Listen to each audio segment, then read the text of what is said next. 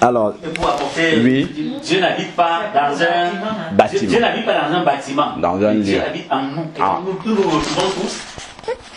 Transportons le Dieu que nous transportons en nous, il est là avec nous. Amen. En même temps que nous. Amen. Alors, c'est vrai que des fois on associe l'église à un lieu, mais en fait, ce que la Bible appelle l'église, ce sont des personnes. Ce sont des personnes qu'on appelle l'église. C'est pas un lieu. Parce que quand on lit la Bible, on voit par exemple l'apôtre Paul qui dit « Je salue l'église qui est à Corinthe ». Si c'est un bâtiment, on ne peut pas saluer un bâtiment. On salue des personnes. Donc ce sont des personnes qui constituent l'église.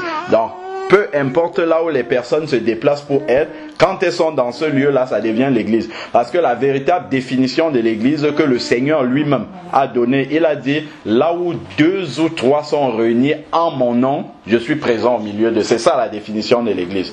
Là où 2 ou 3 personnes qui aiment le Seigneur, qui ont le Saint-Esprit en eux, sont réunis, là est l'église. Voilà, et maintenant, on a parlé de protestants, tout ça. En fait, la Bible ne connaît pas tous ces titres-là. Ces étiquettes-là, ce qu'on appelle les dénominations, protestants, catholiques, tout ça, ça n'existe pas dans la Bible. On connaît juste des enfants de Dieu, les disciples de Jésus ou les chrétiens. Voilà, ce n'est que ça que la Bible reconnaît. Bon, donc, lisons maintenant 2 Corinthiens 5 au verset 1. C'est juste pour appuyer le chant qu'on a lu et notamment la dernière strophe qui dit « Sauvé, je ne me glorifie qu'en Jésus, pour la terre et le ciel, ma vie c'est Jésus-Christ. Bientôt adieu choses mortelles, c'est-à-dire les choses de ce monde qui vont rester. Loin de vous, je prendrai des ailes. » Dans ça, c'est quelqu'un qui a conscience que un jour, il laissera tout ce monde-ci pour passer à autre chose. Vers des demeures éternelles. Ça nous montre encore que cette personne qui a été inspirée pour composer ce cantique, c'est qu'un jour, elle va quitter ce lieu-ci, mais en plus, mieux encore, elle sait là où elle va partir. C'est vers des demeures éternelles et c'est vers Jésus-Christ. Ces demeures éternelles sont vers Jésus-Christ. Mais on ne peut aller vers Jésus-Christ après notre pèlerinage sur la terre que si on a déjà appris à connaître Jésus-Christ ici. Amen. On ne peut pas aller vers quelqu'un qu'on ne connaît pas. Ce n'est pas après qu'il va falloir justement le connaître. C'est ici là qu'on se prépare pour aller le retrouver ensuite lorsque on sera appelé à partir, comme le frère de notre sœur a été appelé à partir. Donc, lisons maintenant 2 Corinthiens 5, verset 1. Nous savons en effet que si notre demeure terrestre, donc je vais déjà juste m'arrêter là, parce qu'il a parlé des demeures éternelles ici, dans la strophe. Donc, et ici, le verset nous dit, si nous savons en effet que si notre demeure terrestre, qui n'est qu'une tente, est détruite, nous avons dans les cieux un édifice. Nous avons dans les cieux un édifice qui est l'ouvrage de Dieu, une demeure éternelle. La strophe a parlé de demeure éternelle. Une demeure éternelle qui n'a pas été faite par les mains des hommes. Amen. Donc, lorsqu'il parle de demeure terrestre, en fait, tel que nous sommes construits, la Bible l'assimile à une maison, à une demeure.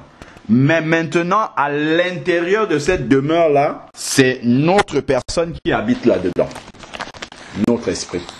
Parce que nous sommes D'abord, notre vraie personne, notre vraie nature, c'est notre esprit qui habite dans ce corps-là. Une fois que la respiration est partie et que le cerveau arrête de fonctionner, l'esprit sort du corps. Le corps là, il ne vaut plus rien, on le met dans la terre, il pourrit. Mais c'est nous maintenant, ce qu'on appelle communément l'âme. L'âme alors va vivre éternellement, ou bien auprès de Dieu, donc va retourner vers les demeures éternelles qui ont été construites par le Seigneur, ou alors dans un autre lieu dont on ne va pas parler maintenant pour l'instant. Alors, il dit au verset 2, « Aussi nous gémissons dans cette tente, c'est-à-dire dans notre corps actuel, nous gémissons dans ce corps actuel, désireux de revêtir notre domicile céleste par-dessus l'autre. » C'est-à-dire que celui qui est sur la terre et qui réalise que effectivement il est sur la terre uniquement de passage, en pèlerinage, comme un voyageur sur la terre. Je pense que quand on est étranger dans une nation, ce qui nous intéresse le plus, au plus profond de nous, c'est de retrouver notre terre natale. Ce n'est pas de rester en étranger, parce que tant que nous sommes étrangers dans un pays, on va toujours nous montrer que nous sommes des étrangers. Je pense que on le vit tous, hein, puisque nous sommes dans une nation étrangère. Pour ceux qui ont des cartes de séjour, il faut retourner à la préfecture tous les ans ou tous les 10 ans, je ne sais pas moi, pour les chefs. En tout cas, il y a beaucoup de choses qui nous rappellent toujours que nous sommes étrangers dans le pays où nous sommes. De la même façon, celui qui vit sur la terre avec justement sachant que en fait il n'est qu'un passager sur la terre, un étranger sur la terre, son souhait le plus ardent à l'intérieur de lui-même, c'est de retrouver sa véritable patrie qui est dans le ciel. Mais ce n'est que lorsque on est véritablement connecté à Jésus-Christ, lorsqu'on est véritablement enfant de Dieu, que Jésus peut nous révéler justement notre véritable domicile céleste qui nous attend déjà là-bas. Mais pas avant. Donc, et il dit ici que nous désireux de revêtir notre domicile céleste par-dessus l'autre. Si du moins, vous avez vu, il y a des conditions. Si du moins, il met des conditions justement. Si du moins nous sommes trouvés vêtus et non pas nus. Qu'est-ce que ça veut dire? Nous sommes trouvés vêtus et non pas nus. Lorsque nous vivons dans notre péché, lorsque nous ne connaissons pas Jésus, pour le Seigneur, ici dans cette parole, c'est comme si nous étions nus. Donc, lorsque nous venons à Jésus, lorsque nous nous convertissons à Jésus, lorsque nous confessons Jésus dans notre vie, lorsque nous acceptons Jésus comme Seigneur, c'est-à-dire que nous allons désormais lui soumettre notre vie, et comme sauveur, c'est-à-dire qu'il est mort à la croix pour notre péché, à ce moment-là, maintenant, il va nous revêtir. Il va nous donner une robe blanche. Ça, c'est spirituel, c'est pas physiquement. Il va nous donner une robe blanche. C'est quoi une robe blanche? En fait, c'est un vêtement spirituel que Jésus met sur nous, en sorte que lorsque Dieu nous regarde, quand il regarde ce vêtement blanc-là, il nous voit comme quelqu'un qui n'a jamais péché, comme un enfant. Mais tel que nous sommes là, si nous n'avons pas Jésus, Dieu, quand il nous regarde, il voit tous les péchés qu'on a commis depuis quand on était tout bébé comme ça, jusqu'à ce que nous soyons maintenant. Imaginons-nous un peu le nombre de péchés que nous commettons chaque jour, cumulés sur le nombre de jours que nous avons vécu depuis que nous sommes nés. Quand Dieu nous regarde, c'est ça qu'il voit.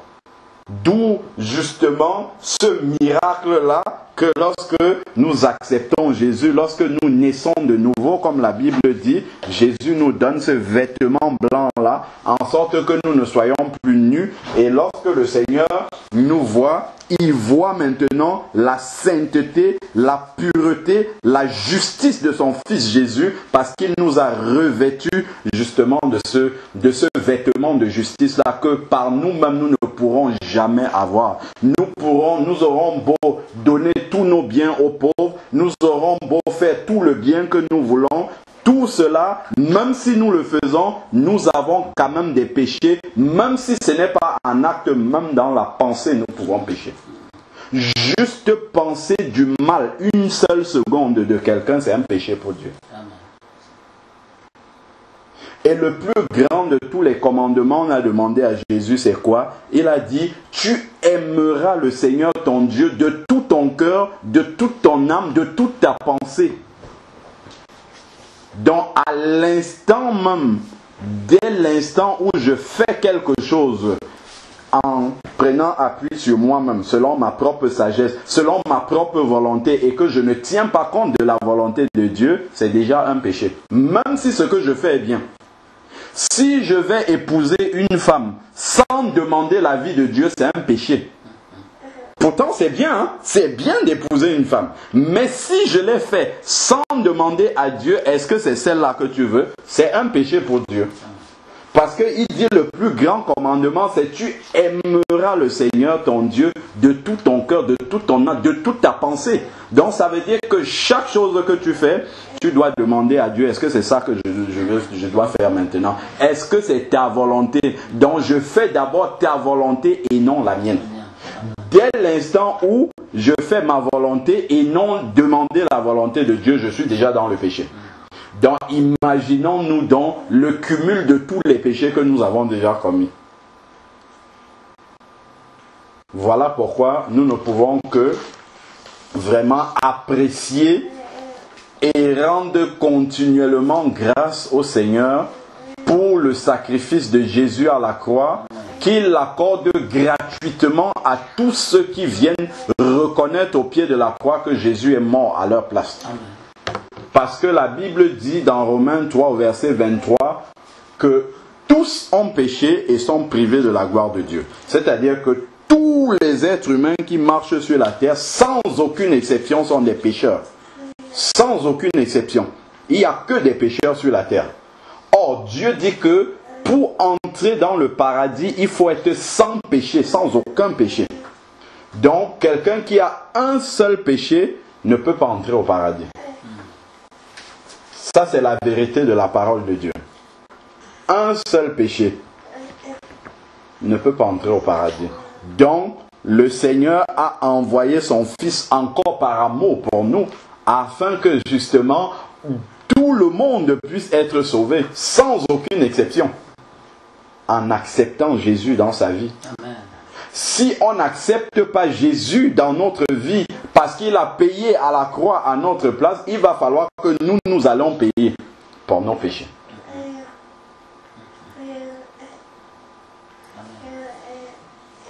Et nous savons que le prix pour qu'un seul péché soit effacé, il est très lourd. Alors, je lis le verset 4. Car tandis que nous sommes dans cette tente, c'est-à-dire dans notre corps présent, nous gémissons accablés parce que nous voulons non pas nous dévêtir, mais nous revêtir afin que ce qui est mortel soit absorbé par la vie. Donc ça, c'est vraiment quelqu'un qui vit déjà dans la perspective de passer l'éternité auprès de son Dieu, parce qu'il s'est préparé. Comme on dit souvent, le ciel est un endroit préparé pour ceux qui se sont préparés. Pour aller au ciel, il faut s'être préparé à y aller. Sinon, en arrivant là-bas sans préparation, on va être surpris de ce qu'on va trouver là-bas. Donc je vais finir sur le verset